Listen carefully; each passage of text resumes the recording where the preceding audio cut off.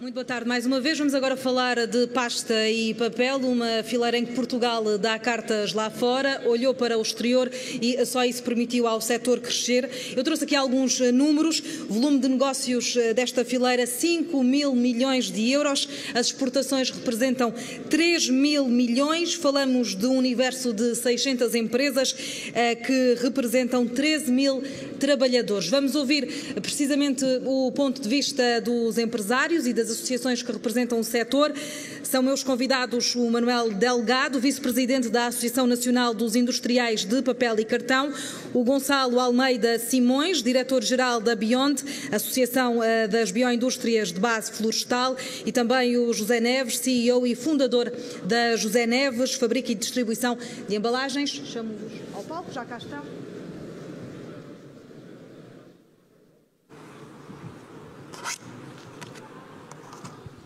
Muito boa tarde aos três, creio que têm todos um microfone, o do Gonçalo está aqui deste lado.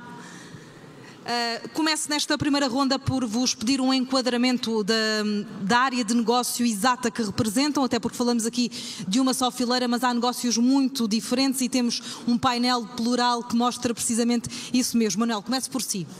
Muito boa tarde, desde já muito obrigado pelo convite. Eu estou aqui na apresentação da ANIPC, que é uma associação que representa os recolhedores de papel, fabricantes e transformadores de papel e embalagens.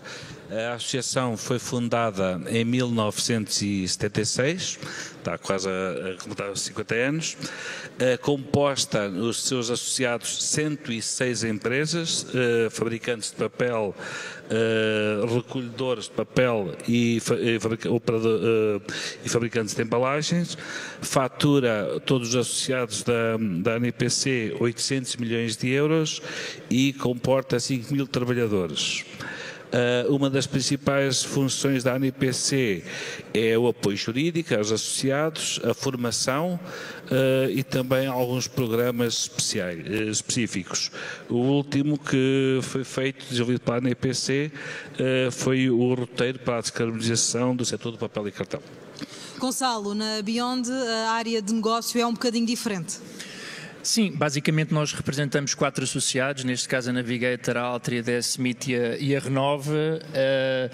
Este cluster da pasta e papel hoje em dia é muito mais do que pasta e papel, ou seja, já não se produz só pasta e papel, por isso mesmo é que se chamamos Bioindústrias de Base Florestal. Vai para além disso, já se faz pasta para têxteis, já se faz cosméticos, já se faz tudo o que seja à base da fibra de celulose. E portanto, se quisermos ter em conta toda a economia florestal e o conjunto de empresas associadas, estamos a falar de 5% de contribuição para o PIB, 10% de exportações. Se falarmos deste cluster, vai para 50% destes valores.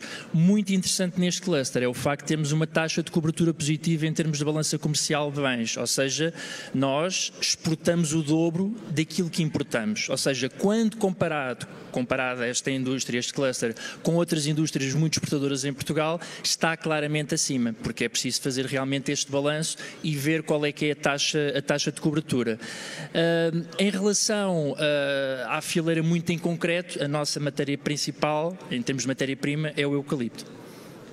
José, na José Neves são as embalagens o grande negócio, como é que funciona?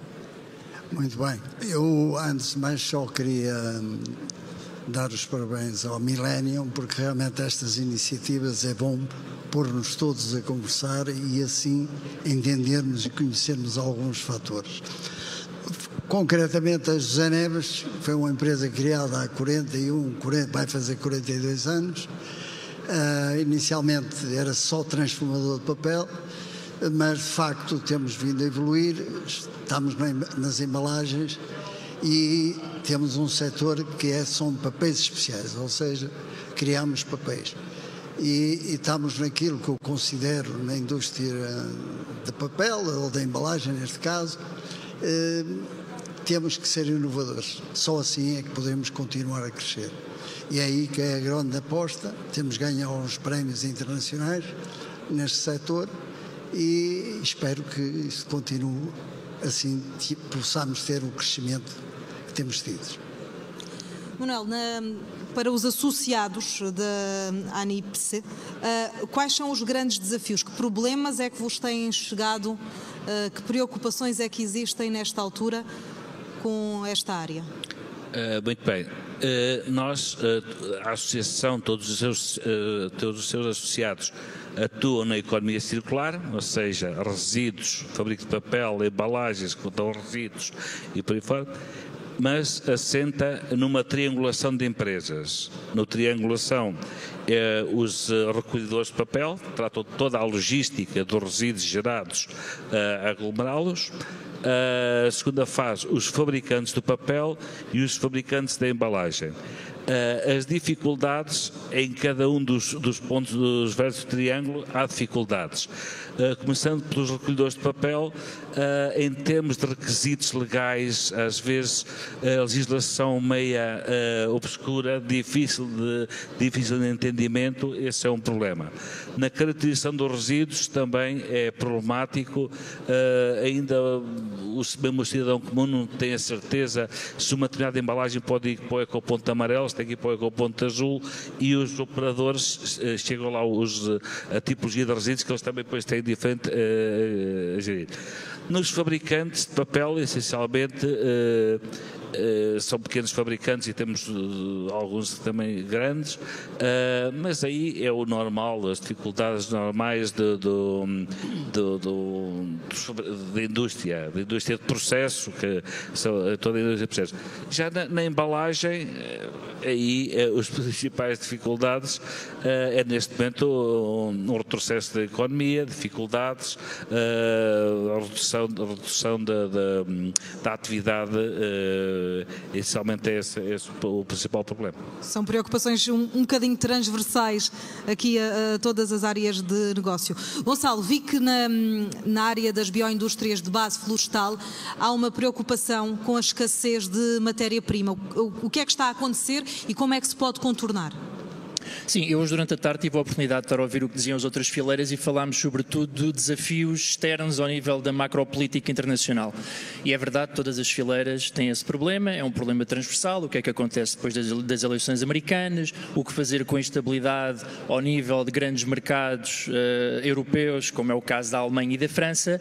No nosso caso, muito em concreto, eu gostaria de focar-me naquele que é um desafio interno e que tem muito a ver com aquilo que é a política da gestão florestal em Portugal, que ao longo de décadas tem sido praticamente inexistente e com grande prejuízo para a matéria-prima que tem que entrar na nossa indústria. E isso é neste momento o nosso maior desafio. Ou seja, a tendência é de cada vez importar mais matéria-prima, neste momento na ordem dos 20% a 30%, o que é uma pena porque Portugal tem floresta suficiente para promover o abastecimento dessa matéria-prima. Não tem a floresta suficiente, bem gerida, para abastecer a indústria, que são coisas completamente diferentes. O que é que eu quero dizer com isto? Quero dizer com isto que Portugal tem cerca de 3,3 milhões de hectares de floresta. O problema é que, maioritariamente, esta floresta, que é 99% floresta privada, está mal gerida. Não é o caso da floresta gerida pela indústria, que tem todo o interesse que ela seja bem gerida, nomeadamente dois dos nossos associados que têm cerca de 5% da floresta portuguesa, em que, por exemplo, o risco de incêndio é baixíssimo, porque é floresta bem gerida, é floresta vigiada e onde se implementam boas práticas. O problema é o resto da floresta em Portugal. E, portanto, nós que estamos neste painel temos que pensar no problema que está a montante, que é o que é que abastece a indústria que depois permite fazer os vários produtos que eu já elenquei há pouco. E enquanto não houver uma decisão deste governo e dos governos que precederam, não é? Está previsto neste momento um plano de transformação da floresta em Portugal que deverá ser apresentado até ao final deste ano, com medidas muito específicas para a floresta, nomeadamente ao nível da gestão. Se essa gestão passar a ser bem feita, e nós temos bons exemplos de gestão em Portugal, mas são minoritários, sobretudo vindos da indústria, então poderemos vir a ter matéria-prima suficiente, nomeadamente a nossa fileira que se abastece sobretudo de eucaliptos glóbulos, para que esta indústria possa ser verdadeiramente uma indústria de sucesso. Mas na opinião do Gonçalo, tem existido más decisões ou não tem havido decisão alguma? As decisões vêm do passado, as decisões não vêm do presente. As decisões, nomeadamente relativamente à nossa fileira, por exemplo, no caso das arborizações de eucalipto, há uma limitação legal, não pode haver mais área de eucalipto. Relativamente às rearborizações, há entraves administrativos, e depois temos um problema fulcral no nosso país, que é a questão do microfúndio. Ou seja, nós estamos a falar de pequenas parcelas de terreno que pertencem a pessoas que muitas vezes herdaram esses terrenos e que não estão minimamente interessadas em fazer a gestão, ou que não têm incentivos a essa gestão. E é principalmente esse problema que tem que ser resolvido. E é aí que tratar uma intervenção do Estado.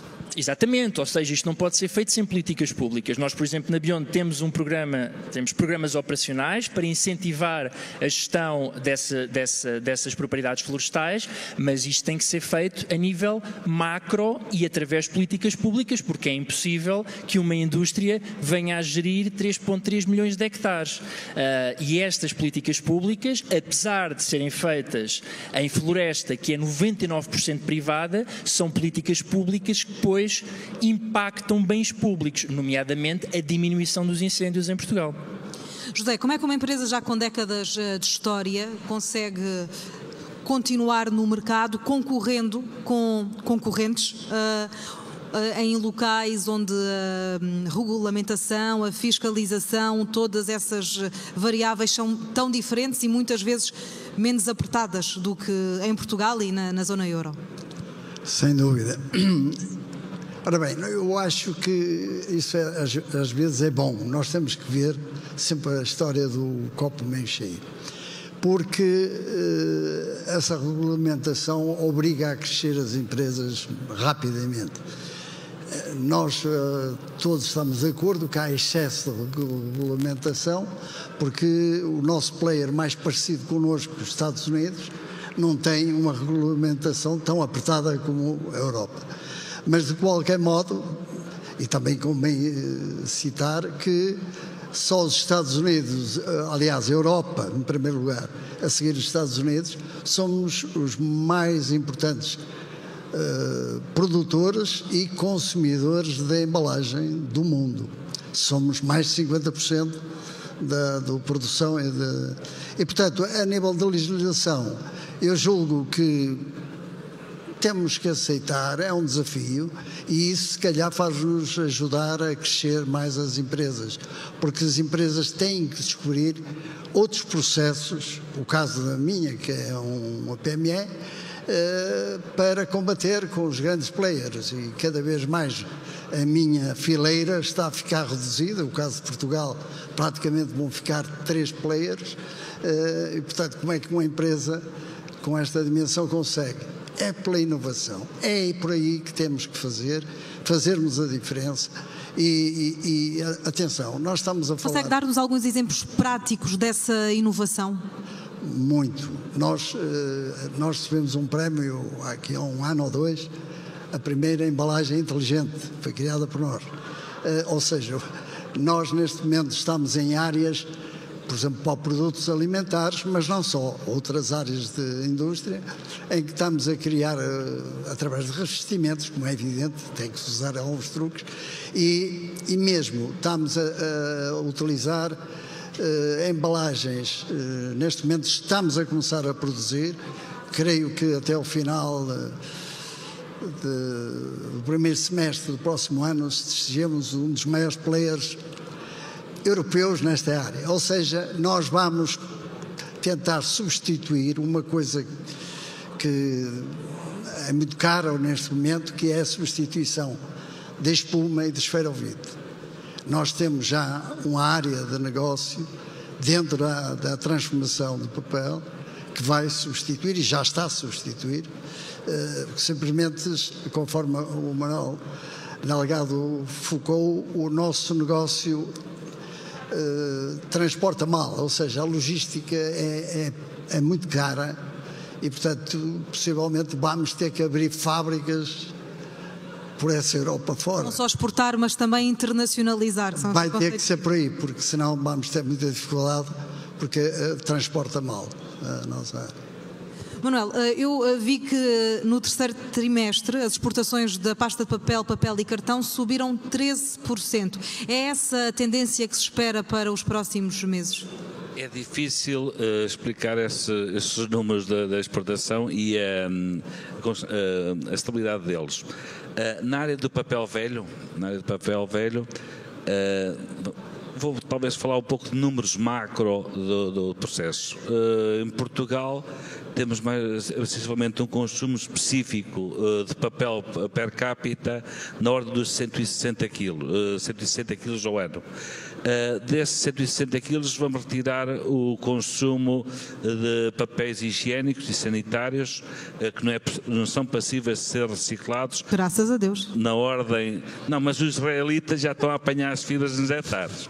Atenção que já apanharam umas tentativas de aproveitar as fibras. Ou seja, dos 160 quilos per capita vamos tirar sensivelmente 22 quilos de papel ou 20... Há várias estatísticas, mas vamos dizer que é... Ou seja, temos 140 quilos per capita. Em Portugal estamos com uma taxa de recolha para reciclar da ordem dos 67%. Os nossos vizinhos em Espanha já estão com valores muito superiores, da ordem de 72%. Ou seja, em Portugal temos sensivelmente 790 mil toneladas de papel para reciclar. A capacidade de reciclagem em Portugal cifra-se nos 390 mil. Então, logo aí, papel recolhido para reciclar, somos exportadores. Exportadores, somente na ordem dos 42%, ou seja, somos um país exportador, o que quer dizer que ainda há espaço em Portugal de fazer alguma coisa para aproveitar essas fibras, que no nosso caso é a floresta urbana que nós chamamos. Exportamos por essa via. Agora, se percebem assim, é correto exportar e os nossos associados exportam essencialmente para a Índia, Paquistão, Indonésia, para aquelas geografias. Quando estamos numa fase em que abordamos a sustentabilidade, a pegada de carbono dos produtos, custa-me compreender a pegada de carbono de um produto que foi recolhido aqui, vai à Índia e provavelmente não vai aqui chegar uma embalagem produzida na Índia. A pegada de carbono fica brutal. Como é que se consegue dar a volta a esse problema? É com incentivos aos empresários a fixarem-se em Portugal, a abrir empresas em Portugal? Eu penso que também poderá haver regulamentações mais a nível global. Então, estamos a falar da descarbonização a nível global. Também não temos, a Europa não tem que ser utópica em querer ir à frente do Green Deal, impor aqui regras apertadíssimas, tirando-nos competitividade. Mas eu acho que os negócios têm todos que assentar na lógica. Quando não vemos lógica, algo está errado. E aí terá que haver regulamentações a nível internacional para combater um pouco essa falta de lógica nos negócios. Porque enviar papel daqui para uma Índia e vir de lá para a China não, que assim já puseram barreiras à importação de resíduos e outras coisas. Mas houve outras geografias que estão a importar bastante. Mas muitas das nossas exportações de Portugal na área dos associados é essencialmente através da exportação de matéria para reciclar. Já na área da embalagem, como falámos, o custo logístico é elevado e geralmente os fabricantes de embalagens conseguem atuar num raio de 400, 600 km. A partir daí perdem logo competitividade pelo volume a transportar e aí não somos grandes exportadores. Onde podemos ser exportadores e aí sim com muito potencial é em produtos de nicho, produtos de valor acrescentado, produto de luxo, aí temos potencial e em Portugal sabemos também fazer coisas bem feitas. Como por exemplo? Embalagem de luxo, valor acrescentado, caixas de perfume, temos cá potencial para pequeno volume e de alto valor acrescentado. Agora, se disser exportar uma caixa de cartão canelado, o modelo convencional, aí não, uma commodity, não somos competitivos e não é por aí o caminho. Não é por aí.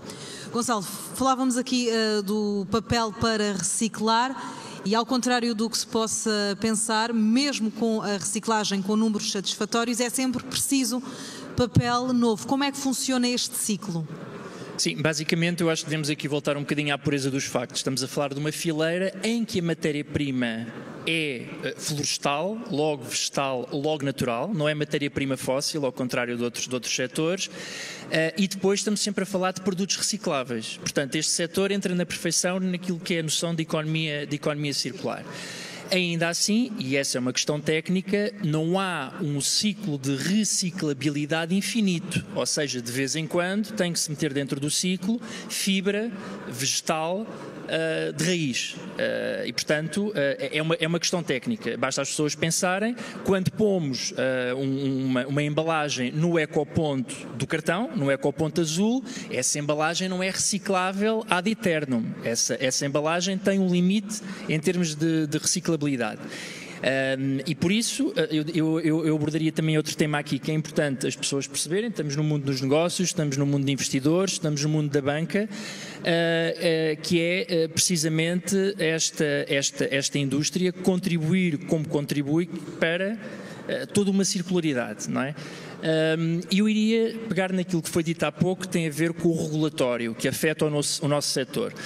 Muito se falou aqui do contexto que nos rodeia. Eu colocaria a questão de outra forma. Não é o que é que os outros podem fazer ou deixar de fazer por nós, nomeadamente os Estados Unidos, França, Alemanha, China e por aí fora, é o que é que nós podemos fazer por nós mesmos. Ora bem, nós estamos no contexto de um mercado único, que é o mercado da União Europeia. Fomos muito afetados, duramente afetados, durante estes últimos 4 anos, com cerca de 90 diretivas, mais regulamentos oriundos do Green Deal, na primeira Comissão von der Leyen, e chegou-se à conclusão que tinha sido exagerado e que havia necessidade de um equilíbrio. Que equilíbrio é esse? O equilíbrio já foi anunciado na famosa Conferência de Antuérpia, o ano passado, e vai ser agarrado com unhas e dentes, espero eu, por esta segunda Comissão von der Leyen, em que se deixará de falar de Green Deal para se falar de Industrial Clean Deal. Ou seja, a semântica aqui importa, porque chega-se à conclusão que não vale a pena a União Europeia continuar nesta busca desenfreada por uma sustentabilidade ambiental sem realismo económico. Ou seja, precisamos de um equilíbrio entre sustentabilidade ambiental, realismo económico, e o que precisamos em termos de políticas públicas da União Europeia, aliás já foi anunciado um pacote a semana passada, é financiamento ao nível da transição verde. Isso é que a indústria europeia precisa.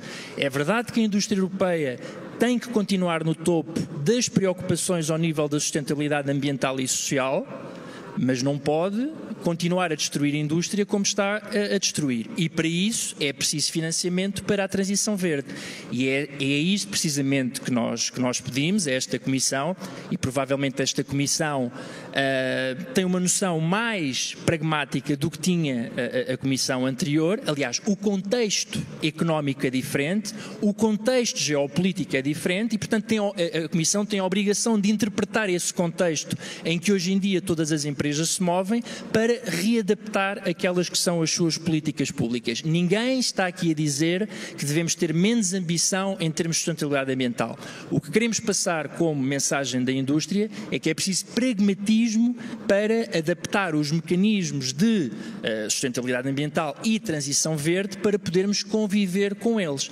E, portanto, nada melhor que ser a própria Comissão Europeia e o Parlamento Europeu a darem esse exemplo, porque há orçamento ao nível da União Europeia necessário e suficiente para financiar essa transição verde.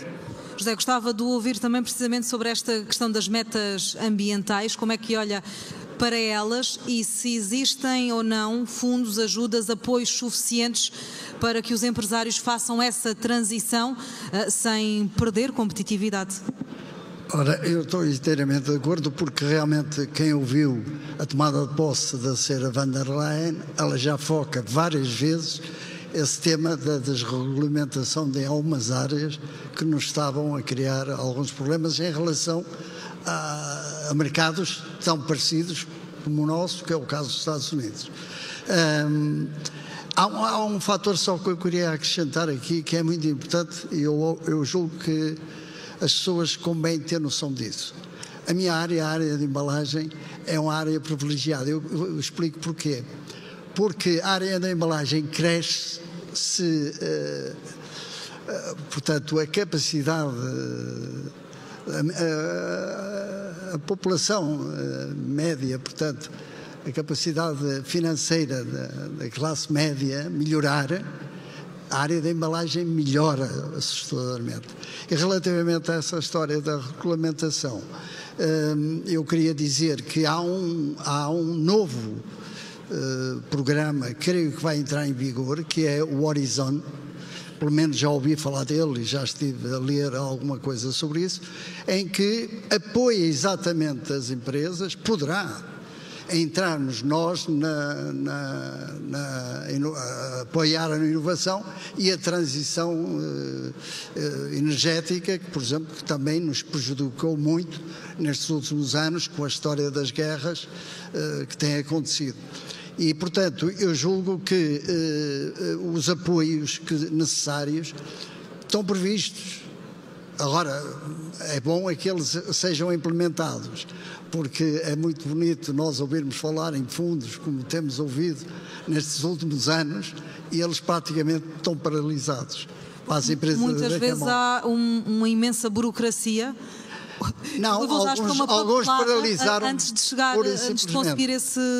Agora parece que estão a querer andar, mas as empresas é essencial. Não foi por acaso, eu ouvi uma intervenção de uma pessoa no outro painel em que focou esse problema, que quem está a ganhar com isso são os bancos, porque de facto os fundos são criados para as empresas, mas depois não dando sequência, as empresas não podem parar. Mas, portanto, referindo-me à questão ambiental, este programa Horizon tem a ver muito com isto e é bom que ele seja aplicado. Eu tenho muitas esperanças com esta leitura que fiz desta intervenção da Sra. Van der Leyen, que finalmente nós vamos ter mais flexibilidade, mais rapidez para o futuro. Manuel, o José falava já em duas das intervenções que fez da questão da inovação. O que é que está a ser feito no setor em matéria de tecnologia, de conhecimento, de ponte com as universidades? Como é que está a funcionar? Ora bem, a nível de inovação, no setor da embalagem, há muito o desenvolvimento da eco-inovação da embalagem, ou seja, hoje em dia, quando se coloca uma embalagem no mercado, tenta-se já ver o futuro da embalagem, a sua fase de utilização e a próxima fase da reciclabilidade dessa embalagem, ou seja, a redução dos complexos em produtos da embalagem. Essencialmente, inovação de produtos de imagem no produto. Há muita inovação também ao nível das fontes de energia para a indústria. Nomeadamente indústrias de consumidores de energia intensiva, há muito o foco na energia com recursos a fontes renováveis, nomeadamente biomassa, painéis fotovoltaicos, muitos desses projetos impulsionados pelo PRR, que as empresas estão a utilizar e estão a implementar. Inovação também nas fontes de energia. Depois toda a parte de inovação nas eficiências energéticas dentro de portas, ou seja, há muitas medidas na correta gestão da energia, na correta gestão dos recursos, também falo dos recursos hídricos que são fundamentais a sua preservação, ou seja, temos inovação no produto, na energia, em todos os recursos naturais, eficiência plena. Gonçalo, essa inovação é também necessária porque os consumidores de hoje estão mais exigentes? Sim, aliás, é preciso pensar em duas dimensões nesta fileira quando se fala de inovação. Ao nível da floresta, e como é que se melhora a floresta, melhoramento genético daquilo que são as árvores, porquê? Para se adaptarem às condições edafoclimáticas que existem em Portugal, para se adaptarem às secas que são cada vez mais severas e extremas e para ter uma produtividade mais alta. E depois há a dimensão industrial, que é a investigação precisamente aplicada a essa dimensão. Nós temos os produtos tradicionais da nossa fileira, que são a pasta, o papel e o cartão, e temos toda uma outra gama de produtos que são inovadores e que, por exemplo, daqui a muito pouco tempo podemos estar todos vestidos de fibras não sintéticas, mas de fibras naturais, o que seria muito desejável, porque quando pensamos em termos de desperdício e dos têxteis que vão para o lixo, a quantidade de anos que eles demoram a deteriorar-se completamente é enorme. Mas depois podemos estar a pensar, por exemplo, de estofos também de fibra natural, de cadeiras feitas de fibra natural. Portanto, é todo um conjunto, toda uma panóplia de produtos à nossa volta e que utilizamos diariamente, que podem ser alvo de inovação e já estão a ser alvo de inovação e já estão uns patenteados, outros a ser patenteados. Há pouco, pelo colega dos moldes, foi dado o exemplo do copo de cartão com plástico lá dentro. É uma inovação que já está neste momento e que já é possível, por exemplo, nas embalagens de takeaway para a comida que vamos buscar. Qual era o problema? Uma sopa ou um molho, se a embalagem fosse só de cartão, iria amolecer a embalagem e teríamos ali um problema. Hoje em dia, um dos nossos associados já encontrou a solução industrial para isso e já faz embalagens de takeaway sem filtro de plástico que aguenta precisamente essas desvantagens que eram um problema até ao momento. E por isso vamos inovando nesta fileira e provavelmente a fileira hoje é uma coisa e amanhã será outra diferente. Nós estamos a ficar sem tempo. José, não lhe posso deixar de perguntar o que é uma embalagem inteligente. Há pouco falou disso, fiquei curiosa para terminar. Bom, a embalagem inteligente é uma embalagem que diz à pessoa que for buscar essa embalagem e informa o estado se ela foi atacada bacteriologicamente e se teve alguma temperatura fora daquilo que deve ser a temperatura ambiente. Portanto, a caixa responde a isso através de uma mudança de cor. Nós criamos exatamente uma parceria com as universidades, aliás que tenho várias, embora tenha uma unidade interna de desenvolvimento e inovação, mas normalmente em parceria com universidades. E esse caso foi um caso desses. Nós realmente criámos através de uma impressão, e neste momento somos o único que temos isso em Portugal, em que fazemos essa informação, a pessoa praticamente lê aquilo automaticamente, se há mudança de cor, o tipo de cor que vai aparecer responde-lhe realmente a essa necessidade. Eu só queria acrescentar para terminar, relativamente à questão da inovação, há um fator que tem ajudado imenso a indústria de embalagem, estou a falar concretamente aqui neste caso, que é um negócio novo que apareceu nos últimos anos graças à pandemia. Nós temos de ver sempre o lado positivo. É que o crescimento do e-commerce, exatamente o online, fez explodir a área da embalagem. Portanto, eu tenho um setor só exclusivamente online. Portanto, eu exporto para países que nunca imaginava, conforme aqui foi provado, logisticamente não funcionam, mas no online funciona. Com esta nova realidade. Muito obrigada aos três, José, Gonçalo, Manuel, pelas vossas palavras e disponibilidade esta tarde. Obrigado.